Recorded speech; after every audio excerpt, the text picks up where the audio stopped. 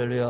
오늘은 사순절 네 번째 주일입니다. 또 3월 14일 3월의 두 번째 주일 2부 예배입니다.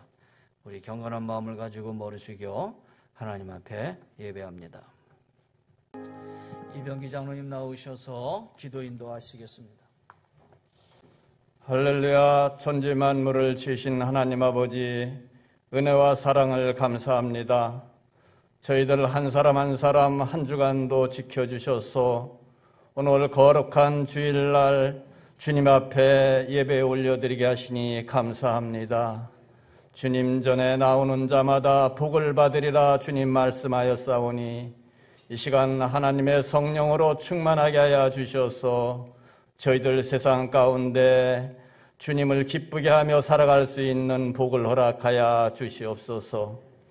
하나님은 너희는 먼저 그의 나라와 그 의를 구하라 하였는데, 하나님 저희들 한 주간 세상에 살면서 주님의 나라를 구하기보다는 우리의 삶을 살아가기에 급급한 생활을 보내왔습니다.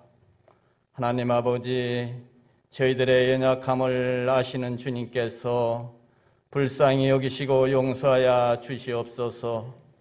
저희들의 믿음에 담대함을 더하여 주셔서 이 세상을 이기며 살아갈 수 있는 축복을 허락하여 주옵소서.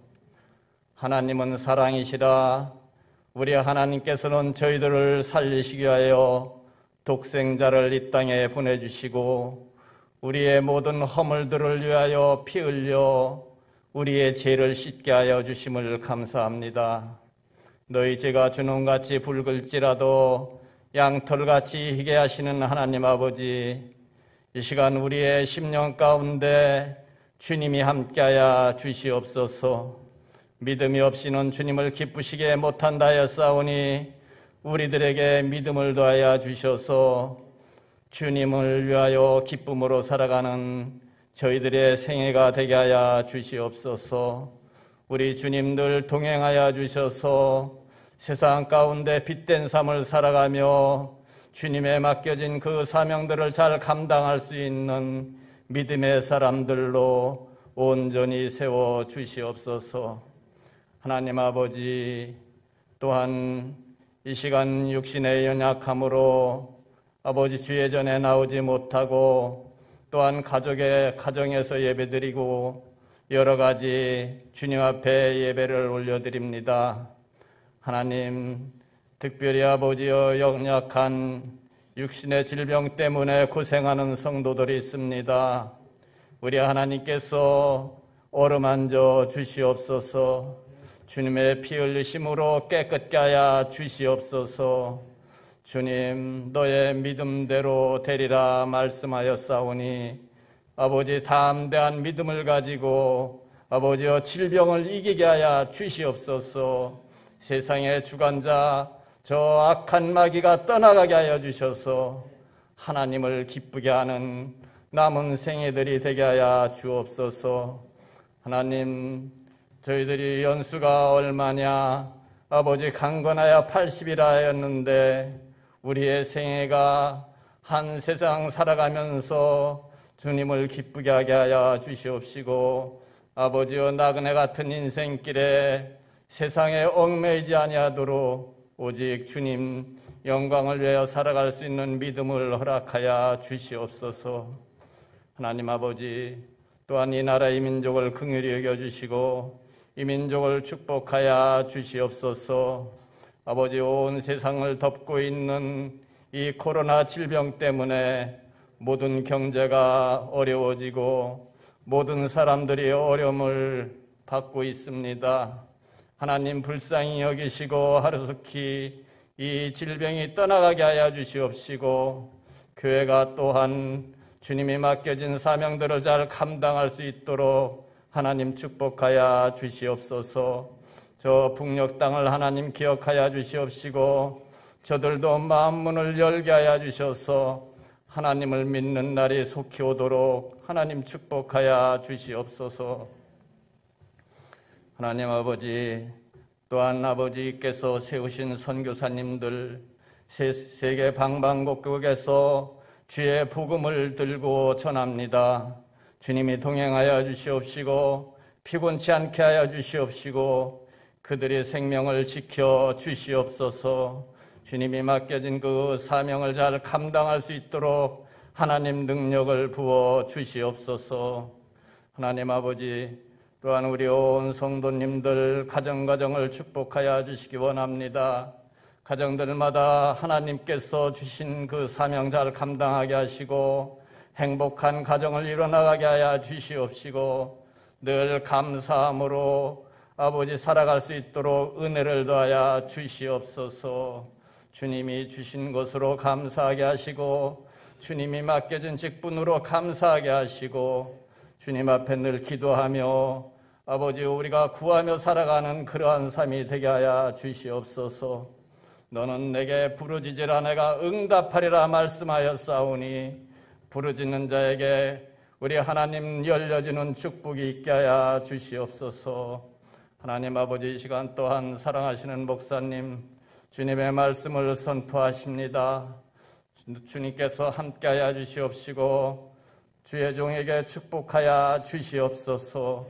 그 말씀으로 인하여 저희들도 힘을 얻게 하시고 주님의 말씀으로 인하여 저희들 강건하게 하시고 하나님의 뜻대로 살아가는 저희들 모두가 되게 하여 주시옵소서.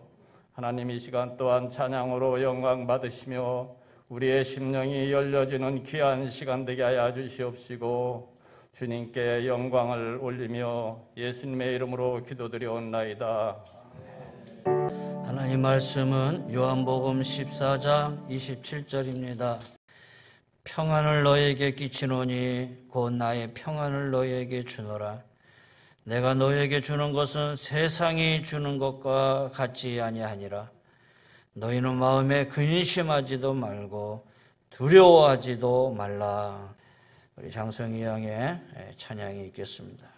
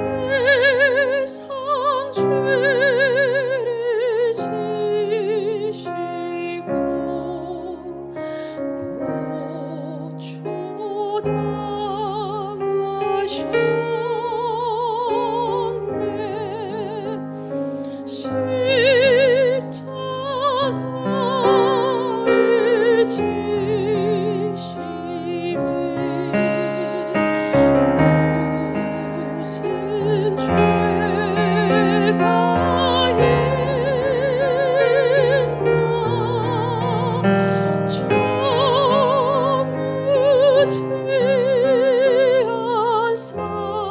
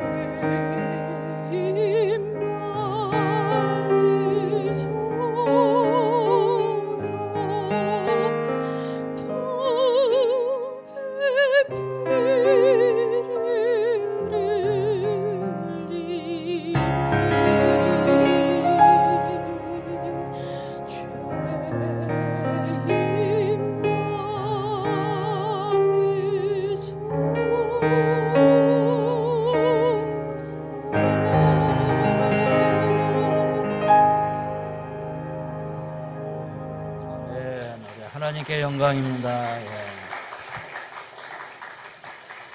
우리 하나님이 기뻐 받으신 줄 믿습니다. 예, 주님의 보혈은 능력입니다. 주님의 보혈은 치유입니다. 주님의 보혈은 구원의 역사를 이룹니다. 할렐루야. 자, 오늘 예수님이 제자들에게 위로의 말씀을 주셨어요. 위로의 말씀을 통해서 우리 성도들과 함께 주님의 은혜를 함께 나누고자 합니다. 자, 오늘 이 말씀은 예수님이 공생애가 거의 끝나갈 무렵입니다. 아니, 공생애를 이제 거의 마쳤어요. 그리고 이제 십자가의 고난을 앞두시고 마지막 유월절 만찬을 나누시던 그 자리였어요. 오늘 이 14장, 15장, 16장을 가리켜서 그래서 다락방 강하. 예수님이 다락방에서 마지막 고난을 앞두고 주신 말씀이에요. 14, 15, 16장이. 그리고 이제 이 말씀을 마치신 다음에 예수님 십자가를 지고 예루살렘에 이제 가셔서 이제 고난을 받게 되지요. 자, 오늘 14장 다락방 강화를 시작을 하면서 오늘 14장 시작인데 오늘 14장 시작의 1절 말씀을 볼게요. 자, 너희는 마음에 근심하지 말라 그랬어요. 예수님이 이제 다락방 강화를 시작하면서 첫 번째 하신 말씀이 너희는 마음에 근심하지 말라. 그러면 왜 예수님이 다락방 말씀을 시작하면서 근심하지 말라라는 말로 시작을 했을까? 왜 이 말씀으로 시작을 했을까라는 거예요. 예수님 아마 그 부분을 알기 위해서는 그 앞에 13장도 한번 쭉 보셔야 돼요. 유월절을 맞이해서 예수님이 제자들과 함께 식사를 나누시는데 갑자기 예수님이 수건을 허리에 동이시고 일어나시더니 제자들의 발을 막 씻어주는 거예요. 그리고 나서 떡과 포도주를 나눠주면서 이거는 나의 살이다, 나의 피다 이렇게 말씀을 하셨어요. 아니 이런 모습을 봤던 제자들이 이게 도대체 뭐 하시는 것이지? 갑자기 왜 식사하시다가 일어나서 발을 씻어주시지 않는가? 아니 포도주와 떡을 주시면서 살과 피라고 얘기를 하시든가 이게 도대체 지금 하시는 모습이 어떤 모습이지? 의아하지 않았겠어요? 또 하나는 가룟 유다를 향해서 네가 나를 팔리라 그랬어요. 그리고 아주 신뢰받을 만한 아주 상징적인 신뢰의 존재가 누구예요? 베드로잖아요. 베드로를 향해서 뭐라고 말씀하시냐면 3번 너는 나를 부인하리라 그랬어요. 한 사람의 배신이 있는가 하면 또 한 사람이 예수님을 향한 부인. 아니 제자들이 지금 이 말씀을 듣고 그 분위기가 어떻겠어요? 분위기가 상당히 어두워졌지요. 이 분위기가 지금 상당히 무겁게 흘러가고 있었어요. 그뿐만 아니라 주님이 평상시에 하신 말씀이 있어요. 나는 이제 고난을 받을 것이다.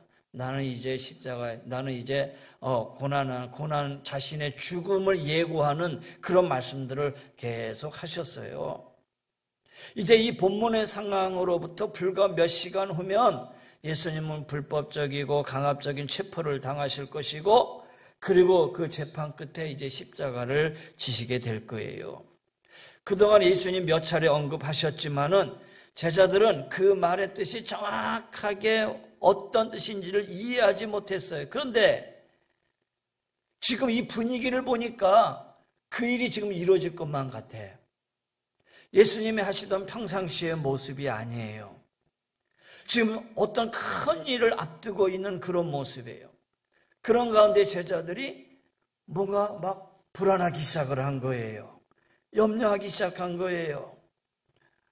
그때 주님이 주신 말씀이 너희는 마음에 근심하지 말라. 마음에 근심하지 말라.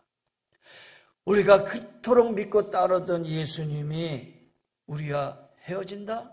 우리와 이별한다? 그러면 예수님 없이 우리는 어떻게 살 것인가?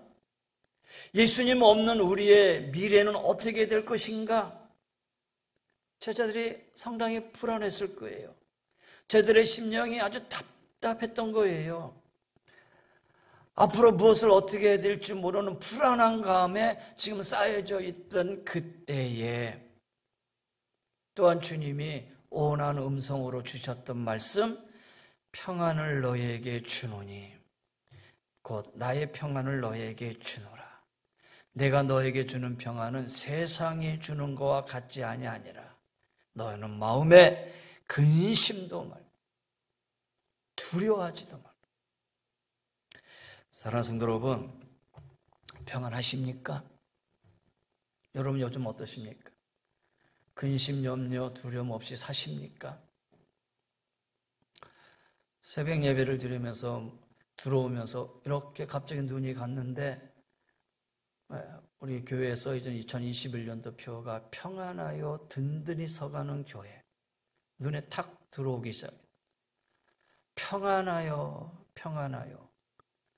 하나님 지금 평안하지 못합니다. 평안해야 되는데 평안한 부분을 찾아볼 수가 잘 없네요. 들려오는 소식마다, 들려오는 소문마다, 들려오는 성도들의 이야기들마다 그렇게 평안하지를 못합니다. 염려와 근심과 두려움과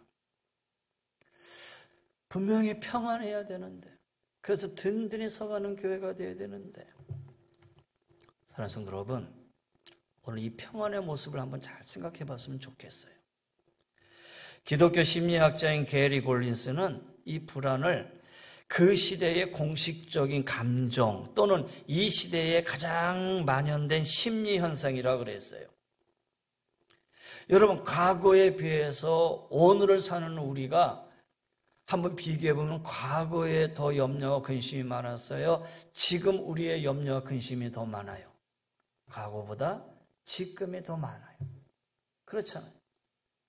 10년 전보다, 그 20년 전보다 오늘을 보니까 그때보다 지금이 더 근심 많고 염려, 불안하고, 경제적인 문제에 대한 불안, 인간관계의 불안, 질병에 대한 불안, 죽음에 대한 불안, 그런가 하면은 또 진학에 대한 불안, 또 사회 진출에 대한 불안, 이미 코로나19가 이 사회에 지금 있지만은 재난에 대한 또 다른 어떠한 불안, 그리고 막연한 내일에 대한 불안, 막연하게 뭔가 내일의 삶에 우리에게 희망이라기보다는 뭔가 불안과 그 염려와 두려움이 우리를 꽉 누르고 있다는 거예요. 19세기 덴마크의 실존주의 철학자 키에르케고르는 이 불안의 개념이라는 책에서 왜 인간이 불안하냐? 인간의 불안을 죄의식에서 찾았어요. 죄의식. 태초에 아담과 하와가 하나님과 함께 있었을 때 보세요. 아담과 하와가 불안해 살았습니까? 두려워 살았습니까? 그때는 불안이라는 게 없고 두려움이라는 게 없었어요. 근심이 없었어요. 하나님과 함께 사는 그 삶이 나날이 그들에게서는 행복의 삶이었어요. 그런데 하와가 아담이 하나님 앞에 불순종합니다.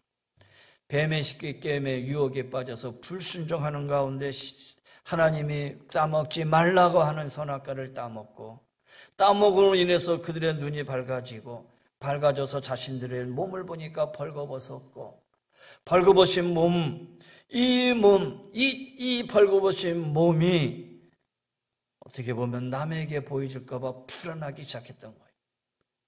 그전엔 그거 몰랐는데. 그래서 얼른 무화과 나무를 잎을 엮어서 옷을 만들고, 또 그것도 불안해서 하나님께서 아담아 부르시는데 나무 밑에서 숨어서 내가 여기 있나이다. 하나님의 말씀을 어긴 그들이 하나님 앞에 나타나기를 두려워했던 거예요. 죄가 아담과 하나님과 사이를 단절시켜버리고 말았어요. 그래서 죄가 곧 불안의 원인이고 이 죄의식이 곧 두려움의 원인이다. 이렇게 얘기를 해요. 그렇다면 오늘 본문으로 와서 볼 때에 그러면 제자들이 지금 느끼고 있는 이 불안의 심리도 죄라는 말이냐? 그렇지는 않아요. 여러분 지금 느끼고 있는 불안과 두려움이 죄 때문입니까? 아니잖아요. 우리는 이미 주님 앞에 엎드려 회개하고 하나님의 자녀로 우리는 부르심을 받았어요. 그리고 하나님이 우리를 너를 의롭다 인정해 주셨어요. 그래서 우리는 하나님의 자녀가 된 거예요. 어떻게 보면 이 불안이 죄의식의 불안이라기보다는 죄와 상관이 없이 주님과의 관계가 단절될 것에 대한 두려움. 다시 말해서 이 제자들이 영적인 무지에서 오는 불안이라는 거예요. 그래서 예수님이 오늘 14장 쭉 읽어보면 여러분 보시겠지만 제자들에게 뭘 약속하셨냐면 보혜사 성령님을 약속해 주셔요. 보혜사 성령님이 너에게 임하면 보혜사 성령님이 너희와 함께 하실 것이다. 그러면서 평안을 너에게 주노니 이 평안은 곧 나의 평안, 이 평안은 세상이 주는 평안이 아니야. 그러니 마음에 근심하지도 말고 염려하지도 말라. 그러면 다시 오늘 14장 처음 다락방 강화의 처음에 가서 너희는 마음에 근심하지 말라. 이렇게 말씀하시더니 그 다음에 뭐라고 말씀하시냐면 하나님을 믿으니. 여러분 우리가 불안하지 말아야 할 이유 중에 하나가 뭐냐? 하나님을 믿으니. 사랑하는 성도 여러분, 하나님 믿으십니까? 정말로 하나님 믿으셔요? 그 하나님, 창조의 하나님, 그 하나님 구원의 역사를 이루기 위해서 그 아들 예수 그리스도를 보내신 하나님, 모든 것은 변하지만 변함이 없이 흔들림이 없이 우리와 늘 함께 하시는 그 하나님, 오늘 예수님 말씀하시죠. 너희가 하나님을 믿음에, 하나님을 믿는다면 뭐 불안하고 염려하고 걱정하시겠느냐라는 거예요. 예수님도 이 땅에 사시면서 하나님을 믿었어요. 그런데 예수님이 하나님을 하나님으로 인식하는 것은 하나님이나 하나님, 그 하나님을 어떻게 인식하고 살았느냐? 아버지로 인식하고 사셨어요. 아버지. 하나님을 아버지라고 부르셨어요. 그러면서 너희도 이렇게 기도하라. 하늘에 계신 아버지 그랬잖아요. 하늘에 계신 아버지. 그 하나님을 아버지로 인식하셨다. 점잖게 말해서 아버지지, 아람어로 얘기할 때 아바 아버지는 하늘에 계신 아빠, 그 의미예요. 예수님이 십자가상에서도 울부짖을 때 아바 아버지 할 때 아버지가 아니라 아빠 하고 부르짖는 음성이에요. 그런데 이 아버지, 이 아빠라는 이 말이 유대인들에게는 상당히 쇼킹적인 언어예요. 여러분 성경에 유대인들이 하나님을 아버지로 부르십니까? 유대인들은 하나님을 아버지로 부르지를 못해요. 아도나이. 감히 하나님을 어떻게 아버지로 불러요? 구약 성경에 아브라함이 하나님을 아버지로 불렀어요? 야곱이 하나님을 아버지로 불렀어요? 이삭이 하나님을 아버지로 불렀어요? 하나님을 아버지로 부른 사람이 없어요. 유대인들 입장에서 하나님을 아버지로 부른다는 것은 엄청난 쇼킹 중에 하나였다라는 거예요. 그런데 예수님은 하나님을 아버지.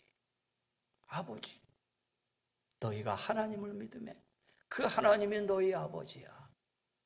여러분, 아이가 어렸을 때 아버지가 옆에 서 있으면 이 아이는 아버지의 능력과 관계없이 아버지가 옆에 있다는 것 하나만으로 이 아이에게는 염려와 근심이 없어요. 안 그렇습니까? 이 어린아이는 내가 옆에 있다는 이유로, 아버지가 옆에 있다는 이유로 염려와 근심에서 벗어난다는 얘기예요. 그게 아버지라는 거예요. 사랑하는 성도 여러분, 하나님을 아버지로 믿으십니까? 여러분 정말 하나님을 아버지로 내 안에 모시고 정말 하나님을 아버지로 믿을 수 있는 그 믿음이 여러분에게 있느냐라는 거예요. 막연하게 하나님 이게 아니에요. 그 하나님 나의 아버지십니다. 나를 지키시는 분입니다. 나의 모든 내 두려움과 염려 속에서 나와 함께 계시고 나를 지켜주시는 분, 이 염려와 불안을 맡겨줄 수 있는 분, 그분이 바로 하나님 아버지시다. 말하기는 하나님을 아버지로 여러분 마음속에 모셔드리고 그 아버지를 아버지로 부를 수 있는 귀한 성도의 삶이 되시기를 바랍니다. 또 얘기합니다. 하나님을 믿으니 또 나를 믿으라. 누구 믿으라는 거예요? 나를 믿으라. 염려하지 마라. 나는 지금 아버지의 뜻을 이루기 위해서 지금 이 고난의 길을 가지만은 너희와 영원히 떠날 자가 아니야. 보혜사 성령이 이 땅에 올 거야. 그래서 내가 떠나가는 것이 너희에게 더 이로운 거야. 오늘의 이 시대는 성령의 시대예요. 성령이 우리 발걸음을 하나하나씩 조명해 주시고 성령이 우리의 삶 속에 늘 임재해 주시고 지금도 성령님이 우리 옆에 함께 계시고 이곳에 함께 계시는 거예요. 그래서 성령의 충만을 얘기할 때 우리는 성령의 일루미네이션, 조명을 얘기하는 거예요. 그건 뭐냐? 성령님이 조명해 비춰주시는 거예요. 내가 행할 바를 비춰주시고 내가 가야 할 바를 비춰주시고 내가 이루어야 할 바를 하나님이 비춰주시고 그래서 주님 말씀하시는 거예요. 나를 믿어. 나를 믿어. 성령이 너희를 함께 하실 거야. 염려하지 마라. 그러면서 주님 말씀하셔요. 내 아버지 집에 거할 것이 많도다. 궁극적인 이유는 바로 하나님의 나라가 있어. 우리가 거해야 할 마지막 하나님, 이 하나님이 통치하시는 그 나라가 있어라는 거예요. 다시 말해서 주님의 나라, 분명히 장소적인 개념을 여기서 설명하고 있어요. 천국이 어디 있는지 어떤 모습으로 있는지는 알 수는 없지만 주님의 나라가 있다라는 거예요. 그러니 너무 근심과 염려, 불안 속에 살지 마라. 그러면 다시 오늘 본문으로 넘어와서 주님의 평안을 한번 살펴보지요.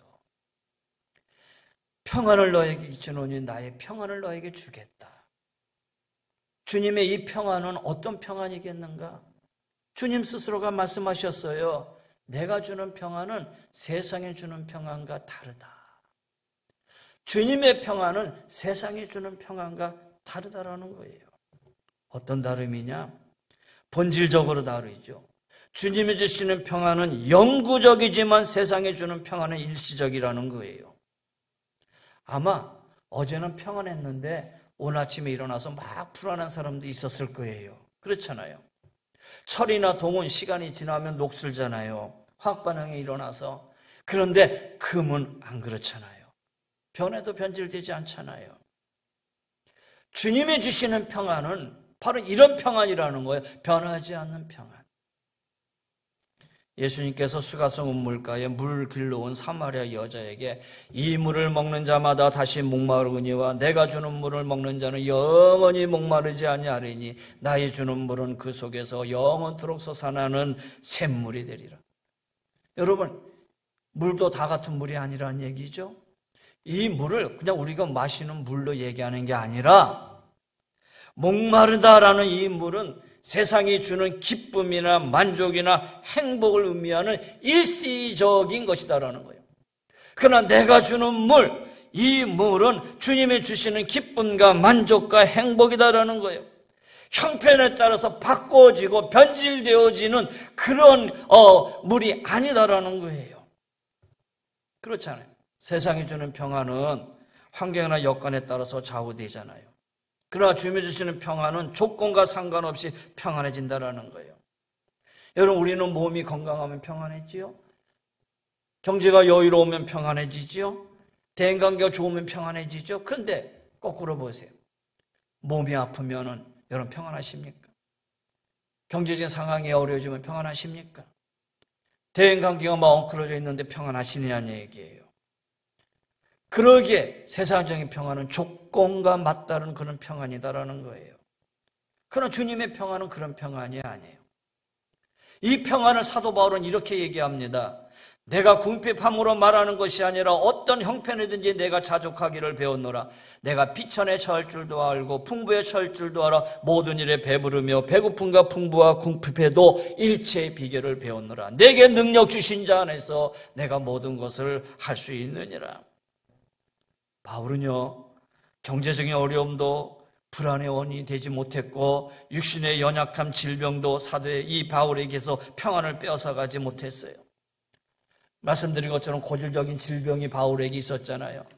그래서 이 병을 고쳐달라고 하나님 앞에 3번이나 간구하고 부르짖고 그렇지 않으면 차라리 죽여달라고 간구도 했지만 주님은 그 바울의 기도에 응답하지 않고 주신 응답이 어떤 응답이냐? 바울아, 내 은혜가 내게 족한 거야. 내 능력이 약한 데서 온전해지지 않겠냐?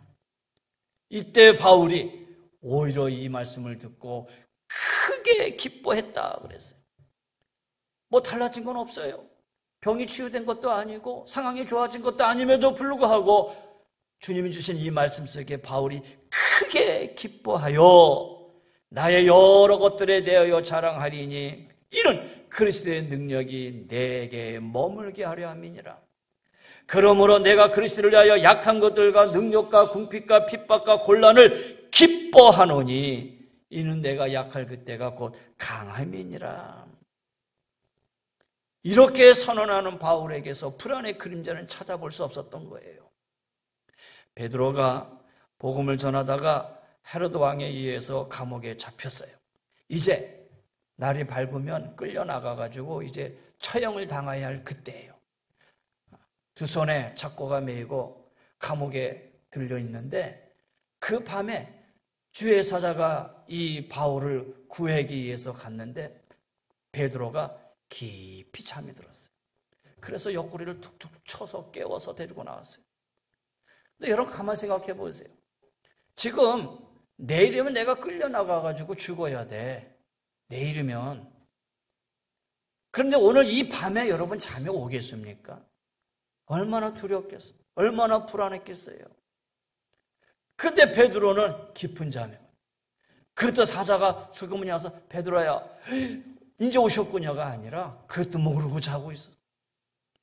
그런지 사자가 옆구리를 쳐서 깨워가지고 데리고 나오잖아요. 사랑하는 성도 여러분, 주님이 주시는 평안, 이 평안은 우리가 생각하고 우리가 원하고 있는 그런 평안하고는 다르다라는 거예요. 그래서 아무것도 염려하지 말고 오직 모든 일에 기도와 간구로 너의 구할 것을 감사함으로 하나님께 아뢰라. 그리하면 지각에 뛰어난 하나님의 평강이 너희 마음과 생각을 지키시리라. 여러분, 예수님도요 한때 이 불안한 마음을 가지셨던 것 같아요. 어느 때냐? 십자가를 앞에 두고 주님 자신도 이 불안한 감을 가지셨던 것 같아요. 이 십자가를 앞에 두고. 그래서 주님의 찾으신 거는 겟세마네 동산을 찾으시고 그곳에서 엎드려서 기도하잖아요. 그 기도가 어떤 기도냐? 하나님 아버지, 이 잔을 옮길 수만 있다면 좀 옮겨주세요. 왜 그렇겠어요? 순간적인 육신의 두려움, 순간적인 육신의 염려, 주님도 가지셨어요. 근데 주님이 그걸 어떻게 이기셨어요? 기도하셨어요. 그 순간에. 그러나 주님 내 뜻대로 마시고 아버지의 뜻대로 하시옵소서. 순간에 하나님께서 예수님의 마음과 생각을 지켜주셨어요. 하나님께서 예수님의 마음과 생각을 지켜주시니 주님은 그 불안과 염려와 근심에서 벗어나 주셨던 거예요. 그리고 일어나서 제자들을 향해서 됐다, 이제 가자, 내가 십자가 지러 가겠다, 그거 아니겠어요? 사랑하는 성도 여러분, 모든 일에 기도와 간구로 너희 구할 것을 하나님 앞에 아뢰라고 그랬어요. 하나님 주시는 평안은 세상적인 평안이 아니에요. 그래서 우리는 기도하셔야 돼요. 하나님, 이 평안을 나에게도 주시옵소서. 이 평안이 우리 안에 임하기를 원합니다. 바라기는 우리 성도님들에게 주님의 평안이 임하기를 바랍니다. 세상의 평안이 아니에요. 하나님이 주시는, 주님이 주시는 평안함, 말씀 안에서 얻는 평안함, 기도함으로 얻는 평안함, 이 평안함이 어떤 평안이냐? 주님의 평안 아니겠어요? 예수님의 평안 아니겠어요? 말씀도 우리가 그냥 읽듯이 읽는 게 아니라 그 말씀을 깊이 묵상해 보는 거예요. 그 말씀을 깊이 내 삶 속에 한 번 적용해 보는 거예요. 그래서 그 말씀이 나에게 주는 은혜를 생각할 때에 나도 모르게 우러나오는 이 평안함. 여러분, 이 평안함이 주시는 평안이에요. 그래야 이 세상의 여건이 어떻든 간에 그 여건이 하루아침에 좋아질 일도 없고 하루아침에 변화될 일도 없잖아요. 그렇다고 해서 늘 염려하고 근심하고 걱정하고 그렇게 살아서는 안 되잖아요. 그러면 주님이 말씀하신 이 평안을 우리가 가지셔야 되잖아요.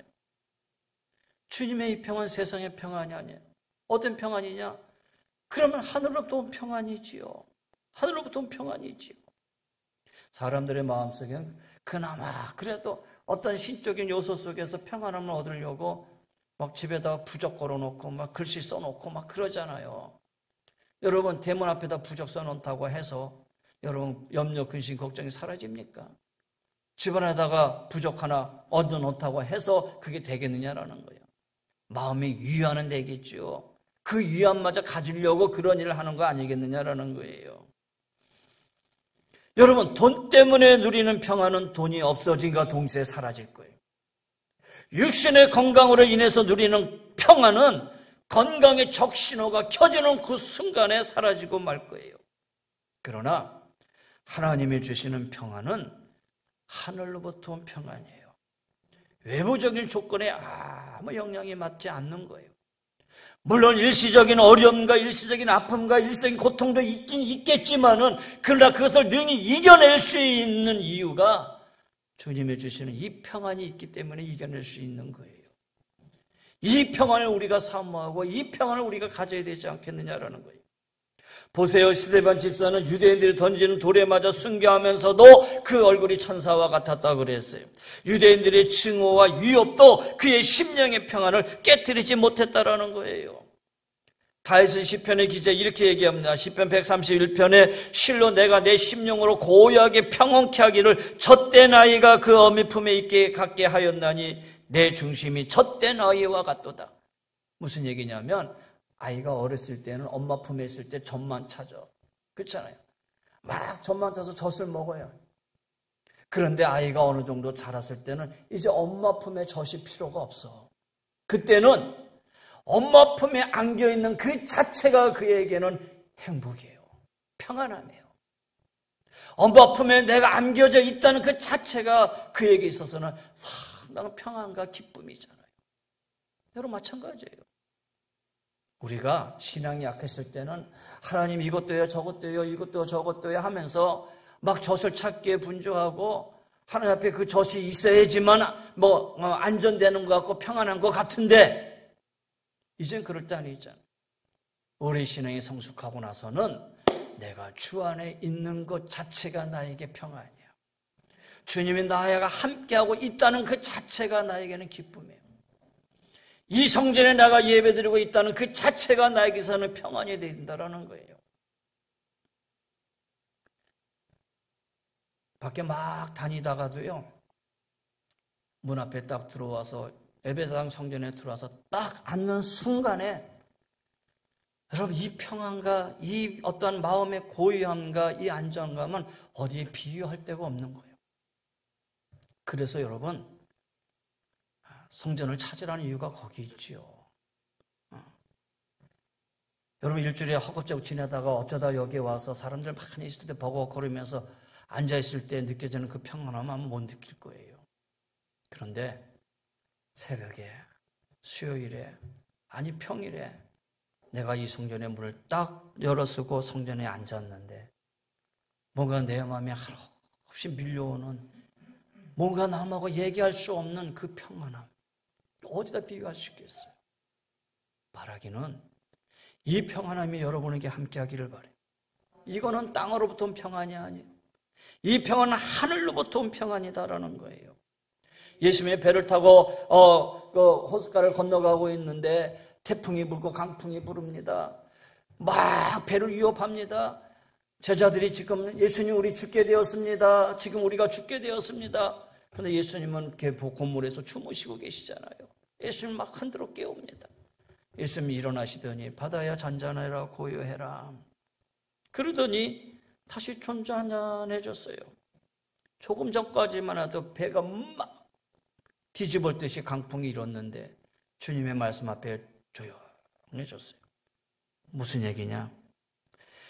어떤 큰 강풍도 예수님의 평안을 뺏어갈 자가 없다라는 거예요. 어떤 큰 태풍도 예수님의 평안을 앗아갈 자가 누가 있겠느냐라는 거예요. 다니엘이 사자굴에 들어가는 것이 두렵지 않았겠습니까? 그의 세 친구가 느부갓네살 왕의 노염을 사서 풀무불에 들어가는 것이 두려워하지 않았겠습니까?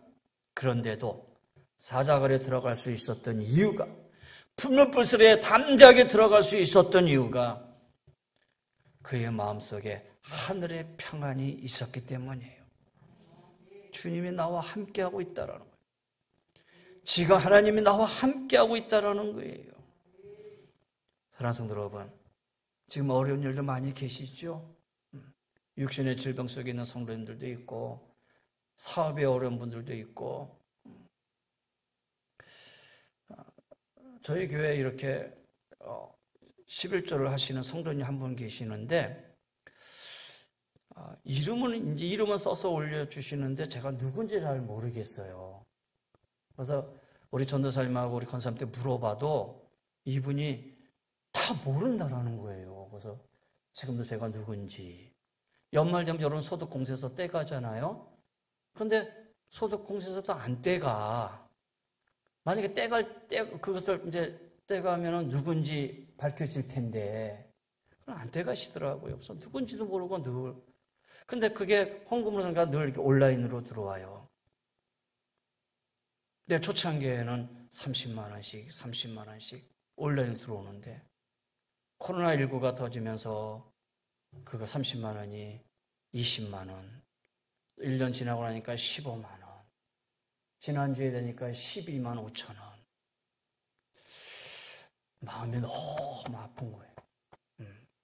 꾸준히 11조는 온라인으로 보내는데 이 성도님 보면서 하나님, 그래도 하나님 이 성도를 지켜주옵소서. 내가 이름은 알고 누군지는 모르겠지만 하나님 지켜주세요.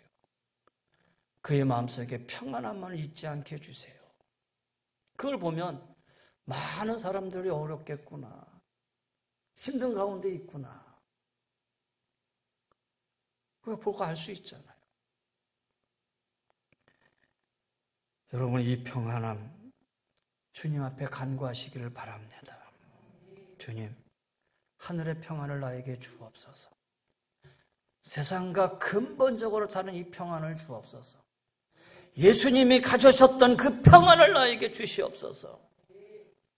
그 평안 기도함으로 내가 얻게 해주시고, 말씀 안에서 내가 묵상하면서 얻게 해주시고.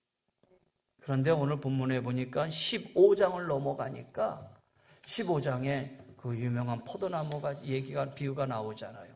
나는 포도나무요, 나는 포도나무요, 아버지는 농부다. 쭉 말씀하시면서 5절에 보니까 나는 포도나무요, 너희는 가지라. 그가 내 안에, 내가 그 안에 거하면.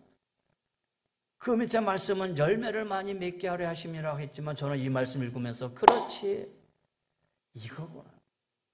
내가 주님 안에, 주님의 내 안에 거하면 누가 이 평안을 뺏어갈 수 있겠느냐?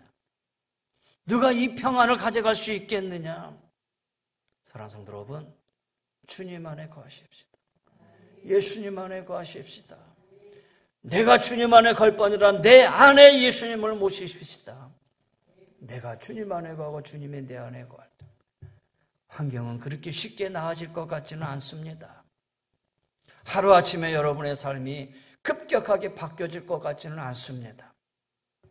아픔 속에, 질병 속에 있는 성도들이 갑자기 일어나 그렇게 앉을 수 있는 일들을 기적적으로 보게 된다면 얼마나 감사하겠어요. 그러나 눈앞에 그것이 쉽게 보이지는 것 같지는 않아요. 그럼에도 불구하고 종이 여러분을 위해서 간구하고 기도할 수 있는 이유는 주님, 이 평안을 주시옵소서. 불안의 가운데 있는 근심 가운데 있는 염려 가운데 있고 두려움 가운데 있는 이 제자들을 향해서 예수님께서 두려워하지 마라, 염려하지 마라, 내가 평안을 너에게 주겠다. 나의 평안을 줄 텐데 세상에서 원하는 평안하고는 달라. 하늘의 평안을 너에게 줄게. 사랑하는 성도 여러분, 우리가 한 세상을 사노라 보면 언제나 형통할 수만은 없습니다. 역경을 만날 때도 있고요, 또 사랑에 늘 충만할 수도 없어요. 때로는 갈등 속에서 괴로워할 때도 있고요, 믿음으로 행치 못하고 의심할 때도 있고요, 하나님의 뜻대로 순종하지 않고 내 뜻대로 행할 때도 있고요, 항상 건강할 수 없고 병들어 힘든 나날을 보낼 수도 있고요.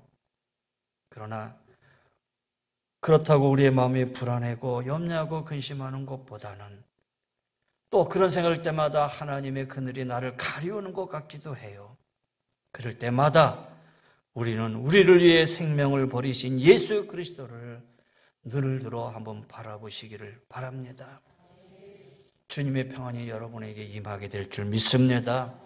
주님이 말씀하셨기 때문입니다. 주님의 평안을 구하십시오. 주님의 평안이 여러분에게 임하기를 간절히 바랍니다. 하늘의 평안을 구하십시오. 하늘의 평안이 나에게 반드시 임하게 될 줄 믿습니다. 그래서 이 세상 가운데 불안에 간염되지 아니하고 날마다 생명이 넘치는 그리스도인의 삶을 영위하며 살아가시기를 바랍니다. 우리 성도들에게 이런 평안이 한없이 임하게 되기를 주의 이름으로 간절히 권면하며 축원합니다. 기도하십시다. 자, 여러분 눈을 감고 우리 찬양을 한번 하도록 하겠습니다. 여러분 잘 아는 찬양입니다. 평안을 너에게 주노라.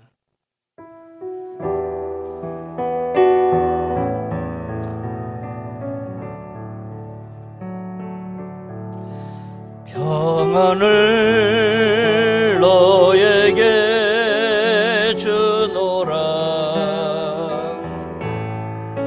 세상이 줄 수 없는, 세상이 알 수도 없는 평안,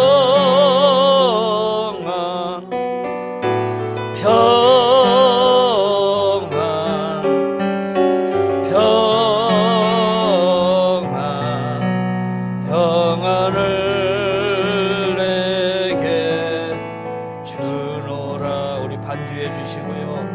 하나님 우리 안에 평안을 주시옵소서. 나에게 평안을 주세요. 불안하고 힘들고 어렵고 미래에 대한 그런 염려와 근심 속에 우리가 날마다 살아가고 있는데 오늘 말씀 들어 나 안에 평안이 임하기를 원합니다. 우리 하나님 앞에 한번 간구해 보십시다. 기도해 보십시다. 반드시 이 시간에 여러분 심령 속에 평안이 임할 겁니다. 세상과 연관된 평안이 아닙니다. 조건과 환경의 평안이 아닙니다. 하늘의 평안입니다. 세상이 알 수 없는 평안입니다.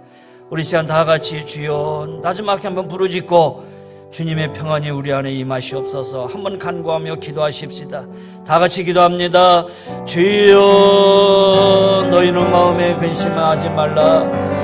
하나님을 믿으니 또 나를 믿으라. 주님 말씀하셨습니다. 나의 평안을 너에게 주겠는데 내가 너에게 주는 평안은 세상에 주는 것과 같지 아니하니라. 너희는 마음에 근심하지도 말고 두려워하지도 말라. 하나님 우리 성도들을 붙들어 주옵소서. 담대하게 나가 승리하게 하시옵소서.